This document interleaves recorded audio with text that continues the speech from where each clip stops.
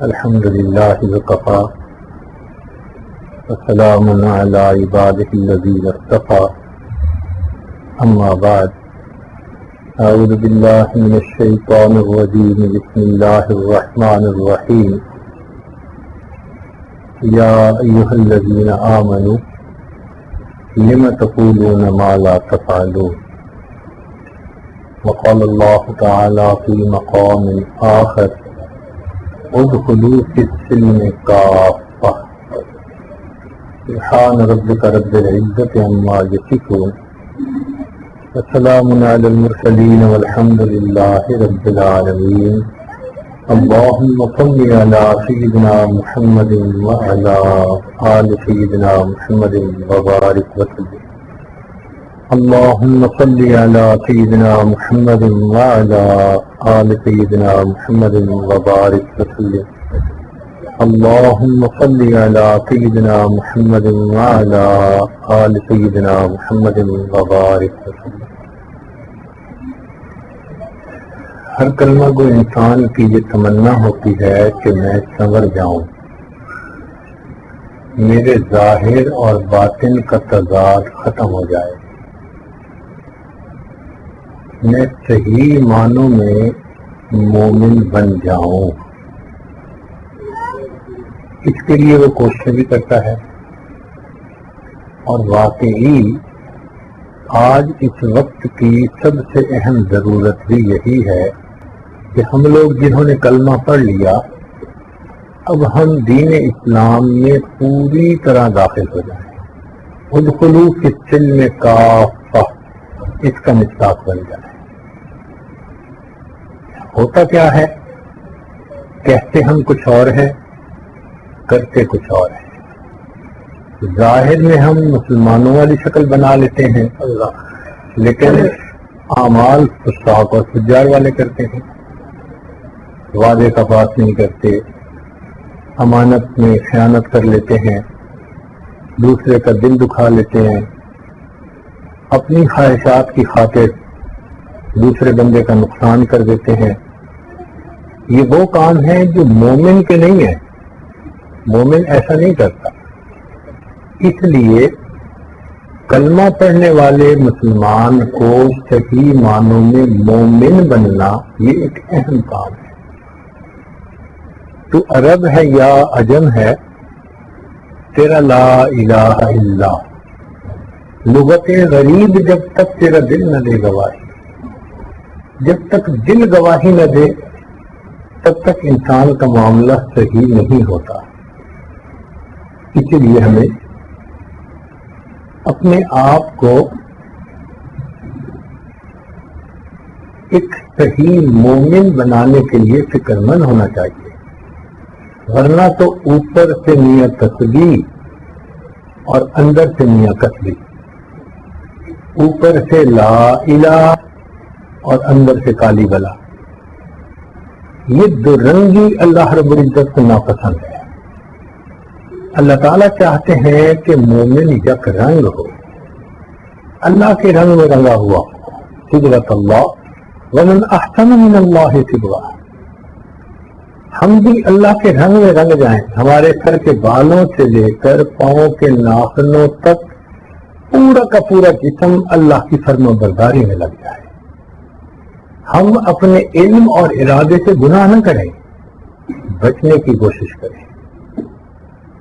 اور اگر کلمہ بھی پڑھ لیا، سنت کے بھی خلاف کام کر رہے ہیں، فرائض بھی چھوٹ رہے ہیں اور اس پر ہمیں افسوس بھی نہیں ہو رہا، تو یہ انسان کے قلب کے موت کی علامت ہوتی ہے.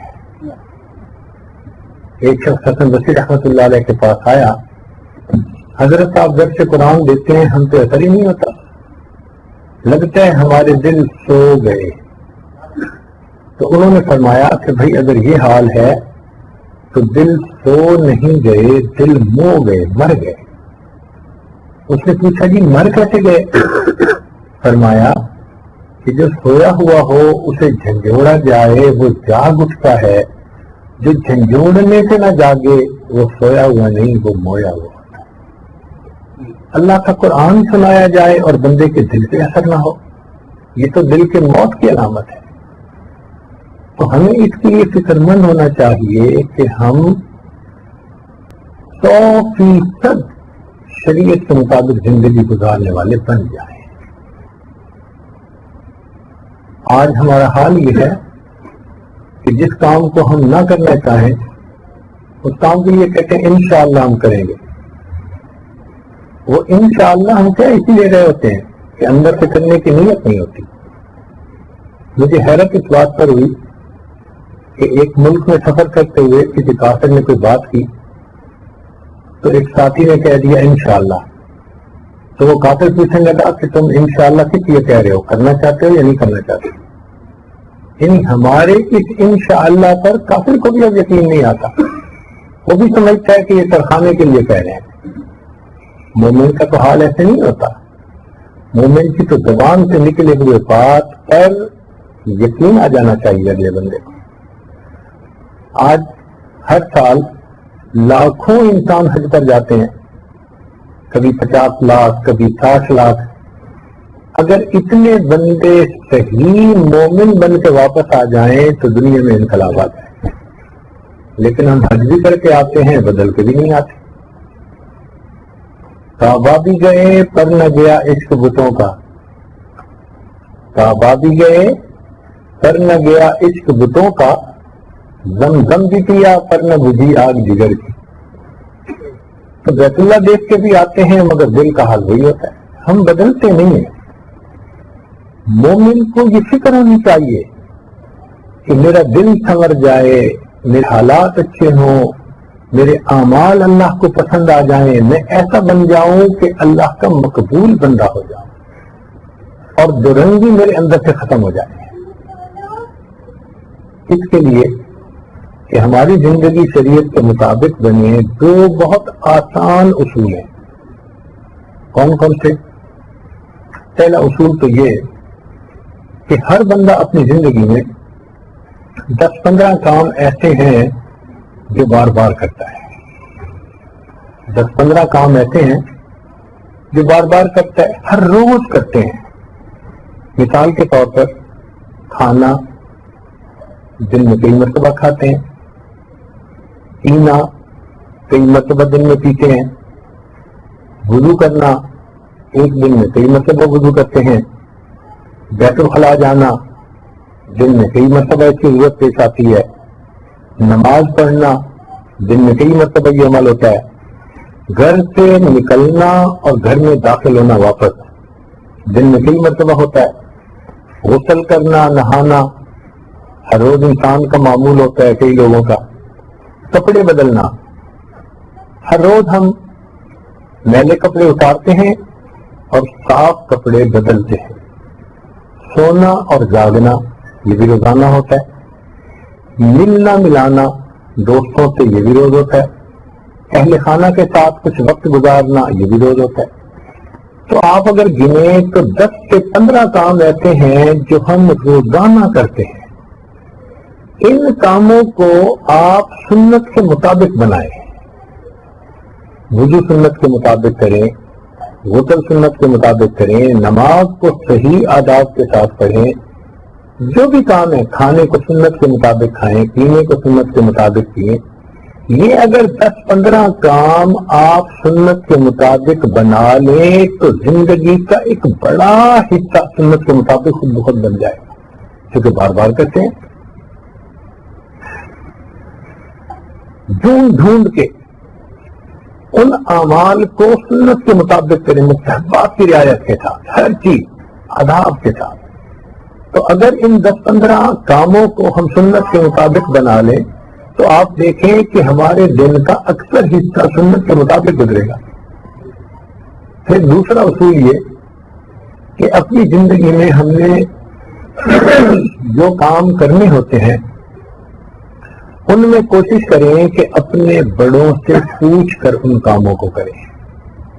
دنیا کا کام ہے تو دنیا کے بڑوں سے پوچھ لیں, والدین سے پوچھیں, اپنے اوپر والوں سے پوچھیں جن کو دنیا کا زیادہ تجربہ ہے, اور اگر دین کا کام ہے تو دین کے بڑوں سے پوچھیں, علماء سے پوچھیں. پوچھ کر چلنے والا بندہ ہمیشہ فتنوں سے محفوظ رہتے ہیں. ہمارے پیچھے دو ہر وقت دشمن لگے ہوئے ہیں، ایک شیطان اور دوسرا نفس.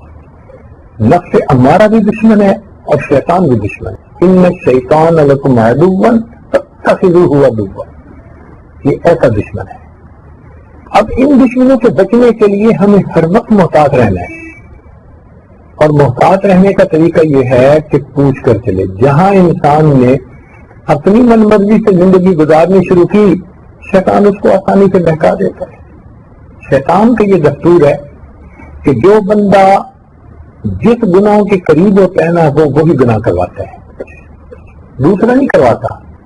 مثال کے طور پر ایک دائرہ لگا ہوا ہے، جو بندہ لائن کے جہاں قریب ہے وہ اس کو لائن سے وہیں سے باہر نکالے گا، دوسری طرف کھینچ کے نہیں لے کے جائے گا. ایک آدمی ہے جس کو کہ کھلا خرچ کرنے کی عادت ہے.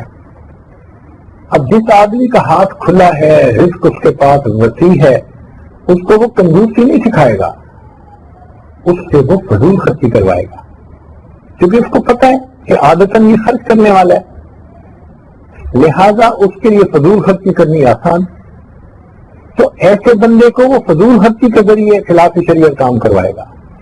اور بعض طبیعتیں محتاط ہوتی ہیں، سوچ سمجھ کے دیکھ بھال کے خرچ کر کے ان کو کنجوسی کروائے گا.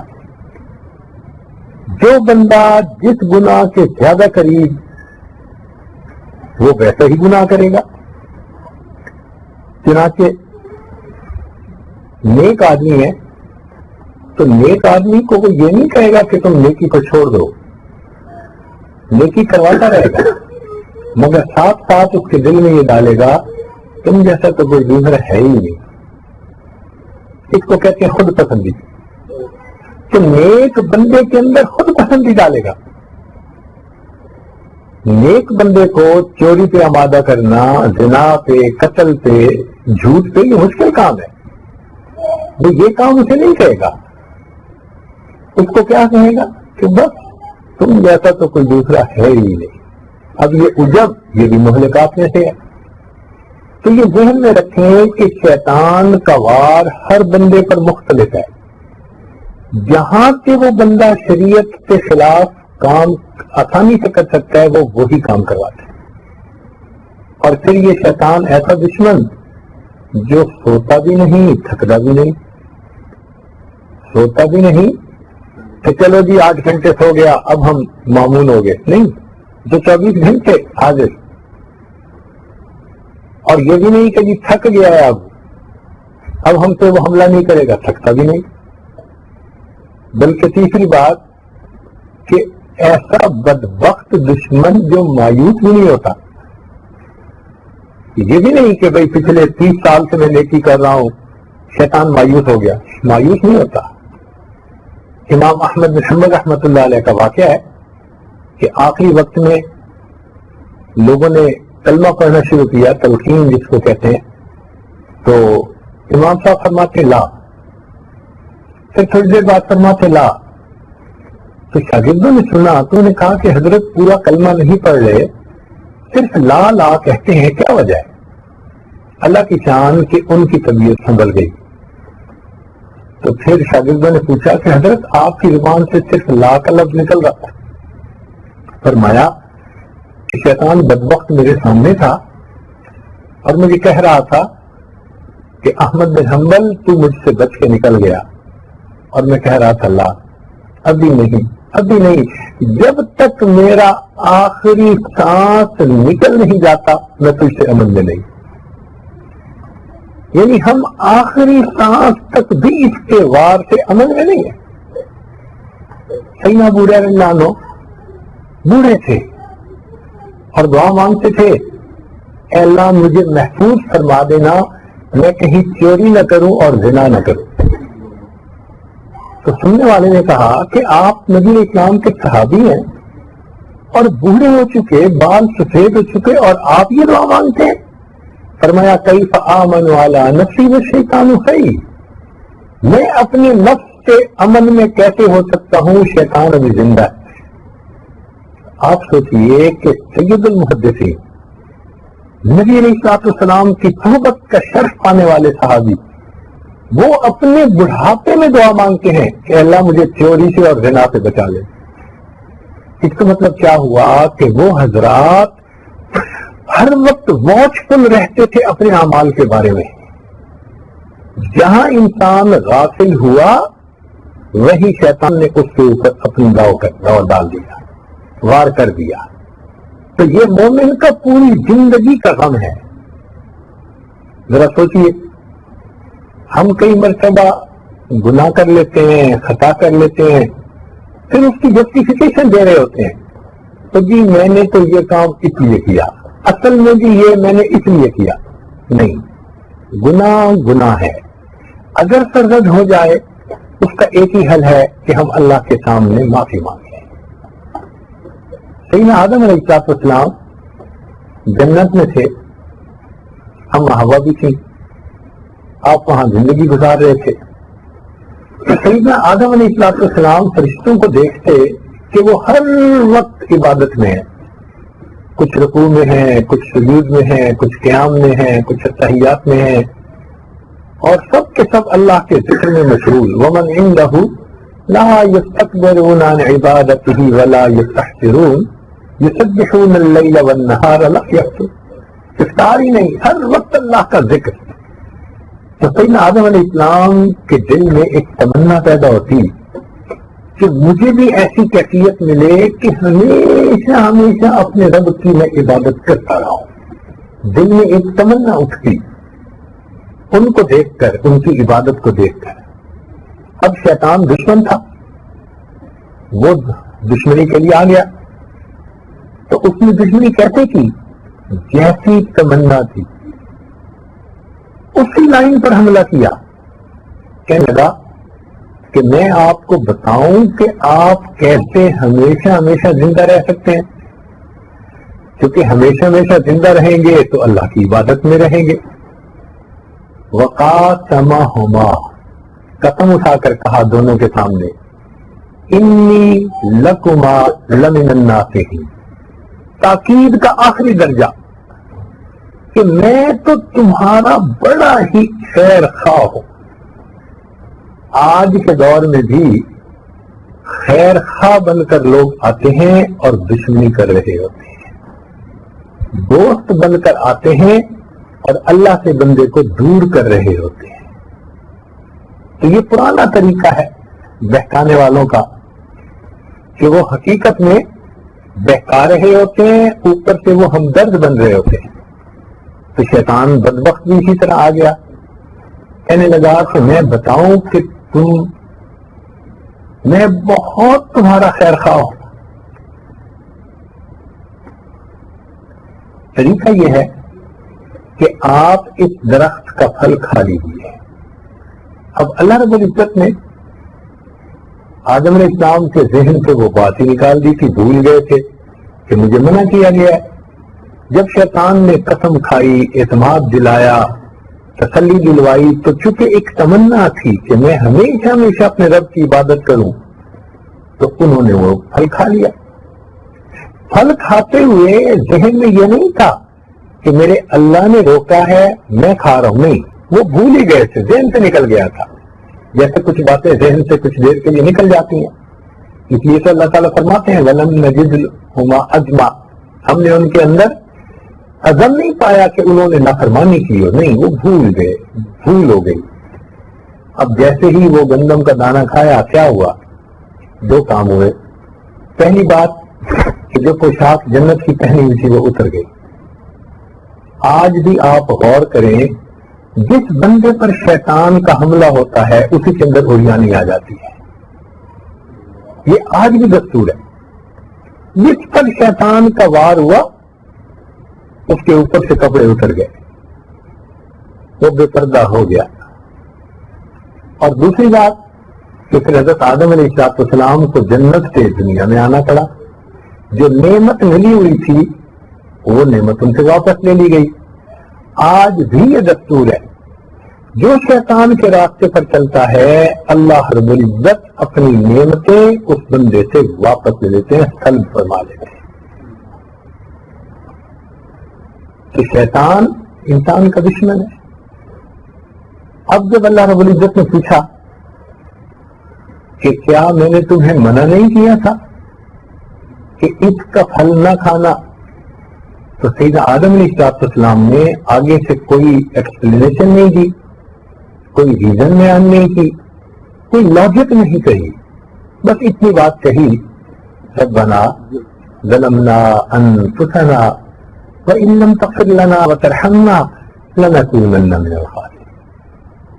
آج بھی اگر کسی بندے سے گناہ ہو جائے، وہ لاجک نہ دے، کوئی وہ جسٹیفیکیشن نہ دے اس کی، بلکہ ایک ہی طریقہ ہے کہ نادم ہو اور اتنا کہے کہ اے اللہ مجھ سے یہ گناہ سرزد ہو گیا. جب مان لے گا اپنی غلطی کو تو اللہ رب العزت اس غلطی کو معاف فرما دیں گے. طریقہ یہی ہے. اسی پر انسان اگر زندگی گزارے گا تو وہ گناہوں سے بچا رہے گا، نفس اور شیطان کے حملے سے بچا رہے گا.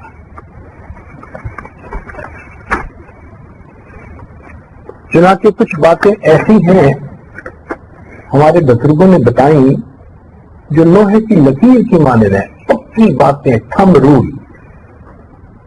ان میں سے ایک بات، جو شخص اپنے عیوب پر نظر رکھتا ہے اسے دوسروں کے عیب دیکھنے کی فرصت نہیں ہوتی. جو شخص اپنے عیوب پر نظر رکھتا ہے اس کے پاس فرصت ہی نہیں کہ وہ لوگوں کے عیب دیکھے. لوگوں کے عیب وہی دیکھتا ہے جس کی اپنے پر نظر نہیں ہوتی.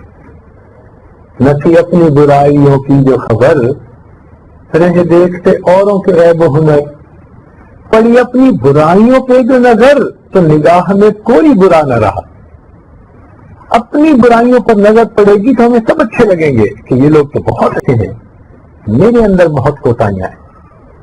جب نگاہ اپنے سے ہٹ جاتی ہے پھر ہر بندے میں خامیاں نظر آتی ہیں.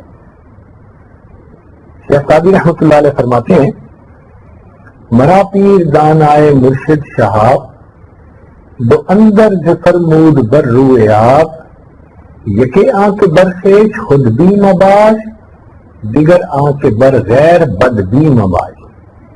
کہ میرے شیخ صاحب الدین سہروردی رحمۃ اللہ علیہ نے 2 لفظوں میں دریا کے کنارے پوری معرفت سمجھا دی. کون سے 2 لفظ؟ 2 لفظ یہ تھے کہ اپنے پہ خود بھی نہ ہونا، یعنی اپنے پہ عجب تمہیں نہ آئے، اور دوسروں پہ بدبین نہ ہونا، دوسروں کی برائیوں پہ نظر مت رکھنا.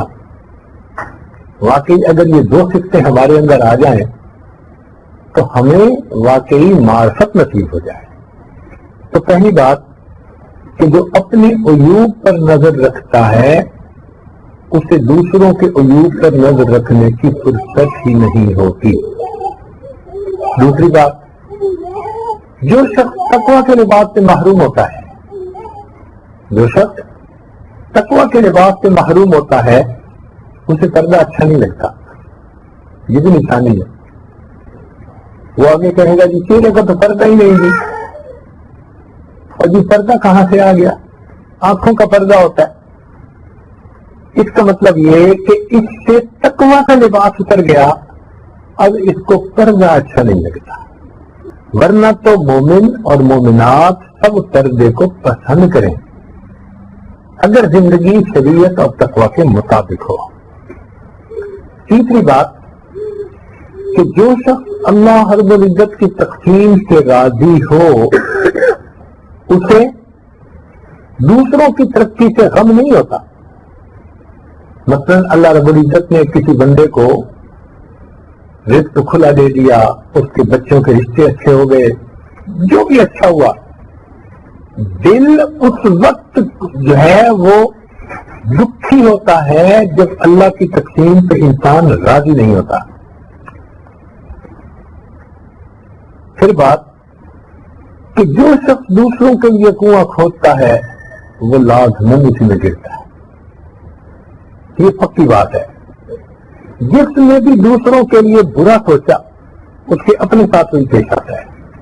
ہمارے بزرگوں نے کہا لو بغا جبل علی جبل لتکہ اللہ تعالی، اگر ایک پہاڑ بھی دوسرے پہاڑ کے اوپر ظلم کا معاملہ کرے گا تو اللہ تعالیٰ اس کو بھی ریزہ ریزہ کر دے گا.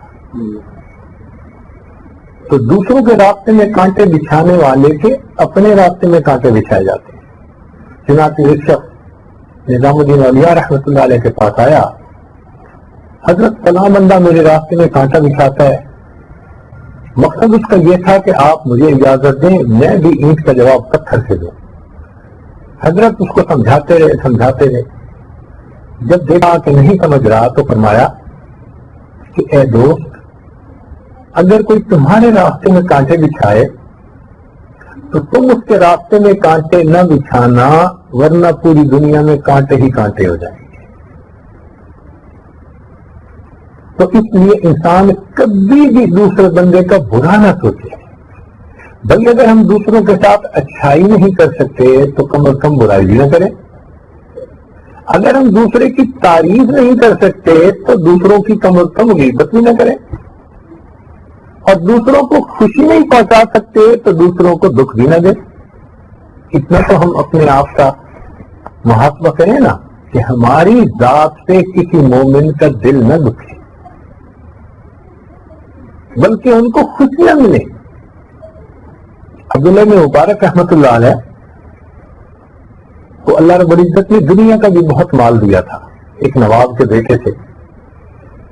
ایک آدمی آیا اور کہنے لگا کہ میں مقروض ہوں، تو اگر آپ میری طرف سے قرض ادا کر دیں تو میری پریشانی دور ہو جائے گی. حضرت نے پوچھا کتنا قرض ہے؟ جی 700 دینار.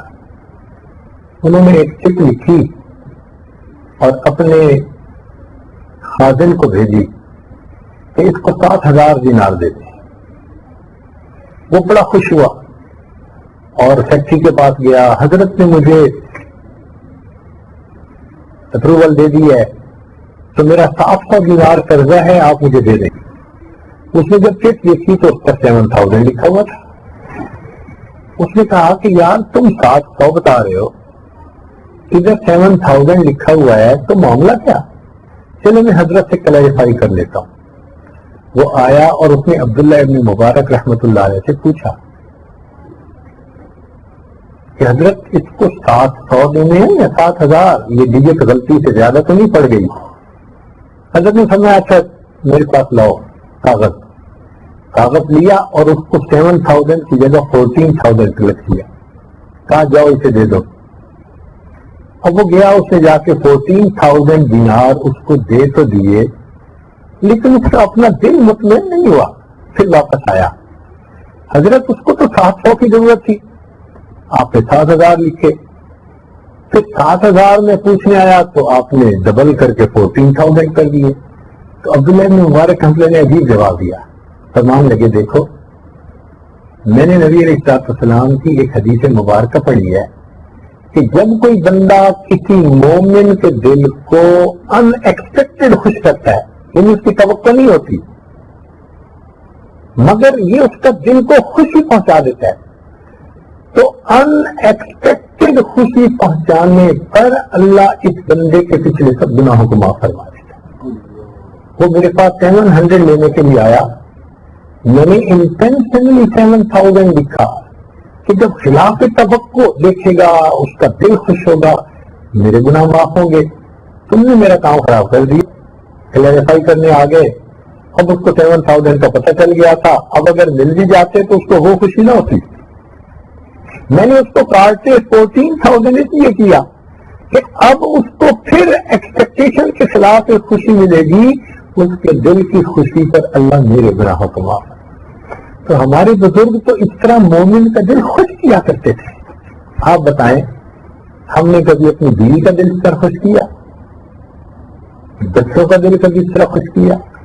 ماں باپ کا دل کبھی اس طرح خوش کیا؟ پڑوسی کا دل خوش کیا؟ ہمیں فکر ہی نہیں ہوتی. تو اگر ہمیں فکر نہیں ہوتی تو اس کا مطلب یہ ہے کہ something is seriously wrong some where. ہمیں اپنی آخرت کی فکر نہیں ہے. تو یہ ذہن میں رکھیں کہ جو شخص دوسروں کے لیے کنواں کھودتا ہے اس کنویں میں وہ خود ہی گرا کرتا ہے. پھر آگے کہ جو شخص دوسروں کی پردہ داری کرتا ہے اللہ تعالیٰ اس کے جواب میں اس بندے کی پردہ داری کروا دیتے ہیں. اس کے اپنے اہم لوگوں کے سامنے کھل جاتے ہیں.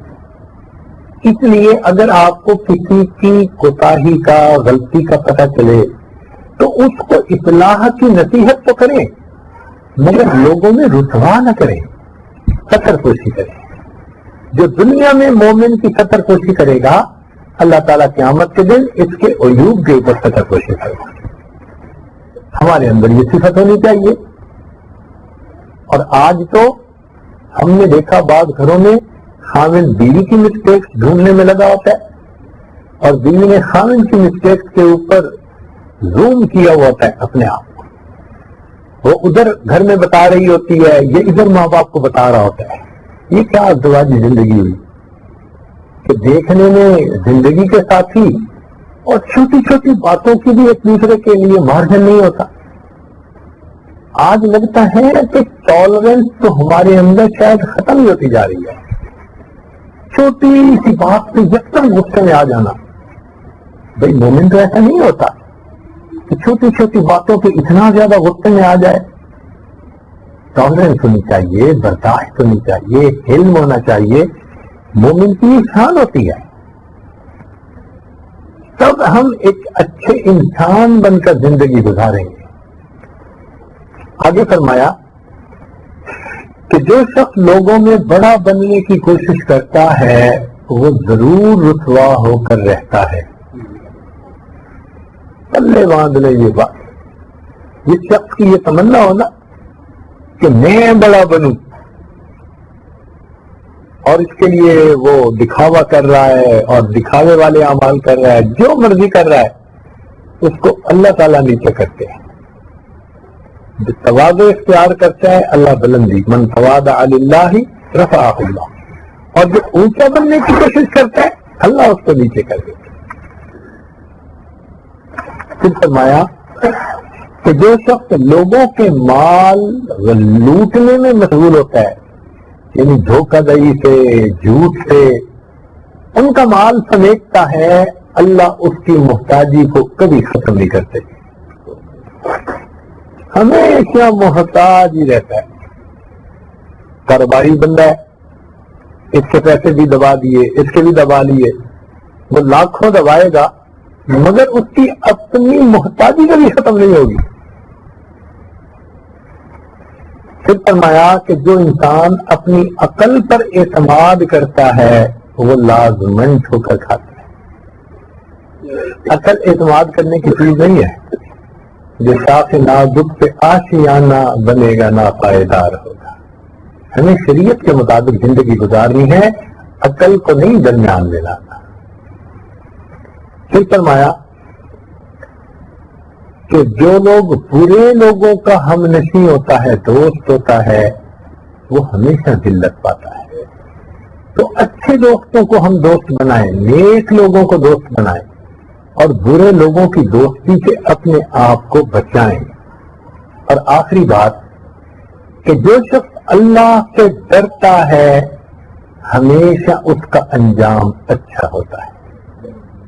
جو شخص اللہ رب العزت سے ڈرتا ہے, اللہ تعالیٰ کا خوف ہوتا ہے جس بندے کے دل میں, تو اس بندے کا انجام ہمیشہ اچھا ہوتا ہے.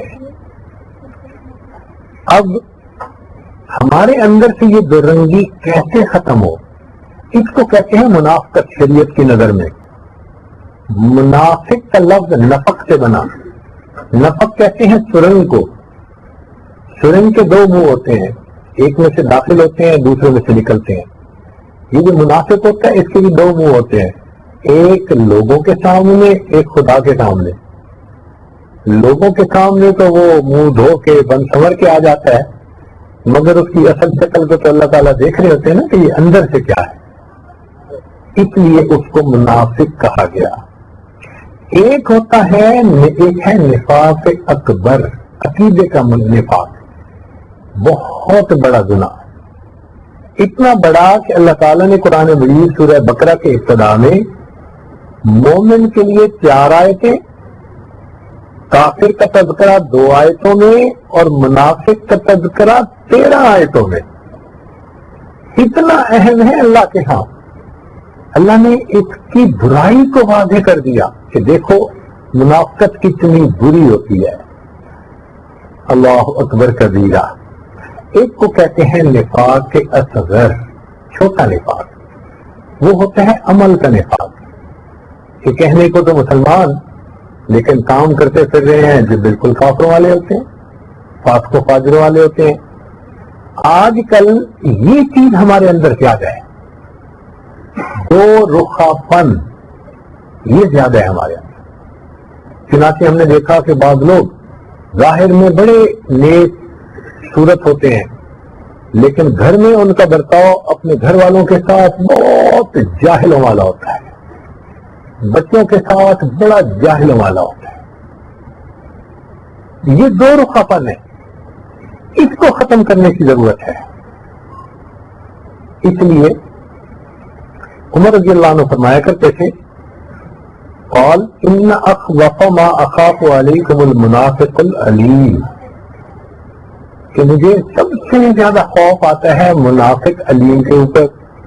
قالوا کیف یکون المنافق علیما، پوچھا کہ جی منافق کیسے علیم ہو سکتا ہے؟ قال یتکلم بالحکمہ ویعمل المنکر، کہ باتیں تو بڑی حکمت اور دانائی کی کرتا ہے اور اللہ تعالیٰ کے ناپسندیدہ کام خود کر رہا ہوتا ہے. تو زبان عالم اور دل جاہل، یہ ہے منافق. اس سے بچنے کی ضرورت ہے. جتنا زیادہ اس سے بچیں گے اتنا اللہ رب العزت کی ہم پر رحمت ہوگی. اب یہاں پر ایک سوال پیدا ہوتا ہے کہ اس منافقت سے بچنے کا طریقہ کیا ہے؟ دورنگی سے بچنے کا. دورنگی سے بچنے کے لیے ایک ویکسین ہے، ایک تریاق ہے، اس کا نام ہے سوء خاتمہ کا خوف. دل کے اندر یہ خوف کہ کہیں موت کے وقت مجھ سے ایمان کی نعمت چھین نہ دی جائے. چنانچہ حدیث پاک میں آتا ہے کتنے لوگ ہیں کہ ساری زندگی مسلمانوں کی فہرست میں ان کا نام رہتا ہے، جب موت وقت آتا ہے تو فہرست سے ان کا نام نکال دیا جاتا ہے. یہ جو خوف مومن کے دل میں ہوتا ہے نا، یہ اس کو پھر منافقت سے بچا لیتا ہے. وہ پھر یکرنگی حاصل کرنے کی کوشش کرتا ہے. ابو الدرداء رضی اللہ تعالیٰ عنہ کے بارے میں آتا ہے کہ وہ قسم کھا کر فرماتے تھے کہ جس شخص کو سوء خاتمہ کا خوف نہ ہو اللہ تعالیٰ موت کے وقت ایمان سلب کر لیتے ہیں. قسم کھا کر فرماتے تھے. اس لیے ہر بندے کے دل میں یہ ڈر رہے، اللہ سے ڈرتا رہے. اب امین مکر اللہ، کیا یہ اللہ کی تدبیر سے امن میں آ گئے؟ اللہ اکبر کبیر. تو اگر اپنے انجام کی فکر ہوگی تو انسان دورنگی سے بچنے کی کوشش کرے گا. یہ خوف بڑی نعمت ہے، یہ اللہ سے مانگا کریں. اس لیے دعا بھی ہے اللہم انی اسألک من خشیتک ما تحول به بینی و بین معصیتی. یہ خشیت، یہ خوف، یہ بڑی نعمت ہے، یہ انسان کو گناہوں سے بچا دیتی ہے. حزن ہو، بات ذرا توجہ سے سنیے گا، حزن ہو تو کھانا پینا ختم ہو جاتا ہے، چھوٹ جاتا ہے. کاروباری بندے کو نقصان ہو گیا، روٹی نہیں کھاتا. ایک شاگرد امتحان میں فیل ہو گیا، روٹی نہیں کھاتا. بیوی سے خاوند ناراض ہو گیا، روٹی نہیں کھاتی، جی میرا دل ہی نہیں کرتا. بچہ فوت ہو گیا، کھانا نہیں کھاتے، جی دل ہی نہیں کرتا. تو جب دل غمگین ہوتا ہے، حزن ہوتا ہے، تو کھانا پینا نہیں چھوٹ جاتا ہے. اور جب انسان کے دل میں اللہ کا خوف ہوتا ہے تو بندے سے گناہ چھوٹ جاتے ہیں. اس لیے یہ خوف بڑی نعمت ہے کہ انسان گناہوں سے الگ ہو جاتا ہے، چھوڑ دیتا ہے. ہم کیوں نہیں سانپ کو ہاتھ لگاتے؟ نرم بھی ہوتا ہے، خوبصورت بھی ہوتا ہے، ملائم ہوتا ہے. خوف ہوتا ہے، ہاتھ لگائیں گے یہ کاٹے گا، مر جائیں گے، قریب بھی نہیں جاتے. اسی طرح گناہ دیکھنے میں خوبصورت ہوگا، آسان ہوگا، مگر خوف ہوگا نا، کہ اس کے کرنے سے اللہ ناراض ہوں گے، پھر ہم بالکل قریب نہیں جائیں گے. اس لیے یہ خوف اللہ سے مانگنا چاہیے. چنانچہ ایک نقطے کی بات ذرا ذہن میں رکھیں کہ جاہل کو اگر یہ خوف نصیب ہو جائے تو اس کو علم کی تلاش ہو جاتی ہے. جاہل کو اگر یہ خوف نصیب ہو جائے تو اس کا اثر کیا ہوتا ہے؟ اس میں علم کی تلاش آ جاتی ہے. اور اگر عالم کو یہ خوف نصیب ہو جائے تو اس کے اندر انقطاع عن المخلوق کی حسرت آ جاتی ہے. وتبتل الیہ تبتیلا، اس کے اندر یہ صفت آ جاتی ہے کہ بس میں اللہ سے جڑ جاؤں. اور اگر عمل کرنے والے کو اخلاص کو یہ خوف نصیب ہو جائے تو اس کو اخلاص کی فکر لگ جاتی ہے. اس لیے یہ خوف بڑی نعمت ہے. اسی بات کو ذرا میں دوسرے لفظوں میں بیان کر کے اپنی بات کو سمیٹتا ہوں.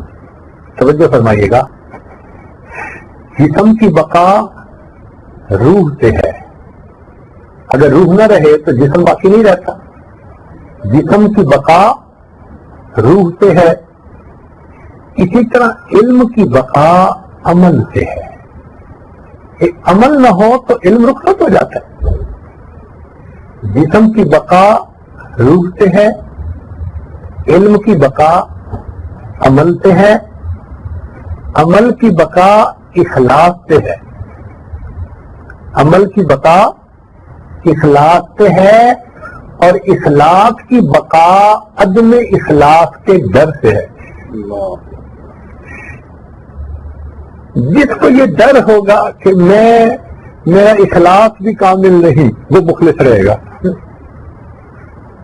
تو جسم کی بقا روح سے ہے، علم کی بقا عمل سے ہے، عمل کی بقا اخلاص سے ہے اور اخلاص کی بقا عدم اخلاص کے ڈر سے ہے. صحابہ رضی اللہ تعالیٰ عنہ کی زندگیوں کو دیکھو تو آپ کو ان کے اندر یہ نعمت بہت کامن ملے گی کہ باوجود ان کی نیکیاں اتنی تھیں، اعمال تھے، لیکن ہر وقت ڈرتے رہتے تھے. ہمارے اکابر جو ہے تابعین وہ بھی ڈرتے رہتے تھے. سیدہ عائشہ صدیقہ رضی اللہ تعالیٰ عنہ نبی علیہ السلام کی زوجہ ام المومنین، اور ان کی حالت کیا تھی؟ پوری رات یہ آیت پڑھتی رہی وَبَدَا لَهُم مِّنَ اللَّهِ مَا لَمْ يَكُونُوا يَحْتَسِبُونَ. پوری رات روتی رہی. ڈر تھا، پتہ نہیں کیا معاملہ پیش آئے.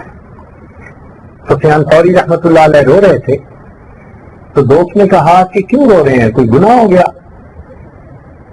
تو ان کے سامنے گندم کا دانہ پڑا تھا زمین پر. وہ گندم کا دانہ اٹھا کر کہا کہ اللہ کی قسم میں نے ارادے کے ساتھ اللہ کی اتنی بھی نافرمانی نہیں کی جتنا یہ گندم کا دانہ ہے. رو اس لیے رہا ہوں کہ اللہ نے جو ایمان کی نعمت اب دی ہوئی ہے کہیں موت کے وقت مجھ سے واپس نہ لے لی جائے. ڈر ہوتا تھا، ایسا ڈر، ایسا خوف اگر دل میں رہے گا تو پھر بندہ مخلص رہے گا. اب ذرا سنیے کہ ہمارے اکابرین کے دلوں میں یہ عدم اخلاص کا ڈر کتنا تھا. سیدنا عمر رضی اللہ تعالیٰ عنہ ایک مرتبہ سفر پر گئے، ایک جگہ درخت کے نیچے جا کر سوئے. جب اٹھے تو ایک بندہ آیا اور اس نے آپ کو کہا کہ جی آپ مجھے امان نامہ لکھ کر دے دیں. آپ نے پوچھا کیا؟ اس نے کہا یہی لکھ کے دیں کہ اگر آپ کبھی بادشاہ بنے تو مجھے امن ہوگی. آپ نے کہا کیا باتیں کر رہے ہو، میں کہاں بادشاہ، میں تو مکہ مکرمہ کے ایک متوسط گھرانے کا ایک فرد ہوں، میں تو بادشاہ نہیں ہوں. اس نے کہا لکھنے میں کیا حرج ہے، آپ لکھ دیں. چنانچہ اس کے اصرار پر عمر رضی اللہ تعالیٰ عنہ نے لکھ کر دے دیا کہ اگر کبھی ایسا موقع آیا کہ میں بادشاہ ہوا اور یہ میرے پاس آیا تو اس کو میں نے امن دے دیا. بات آئی گئی ہو گئی.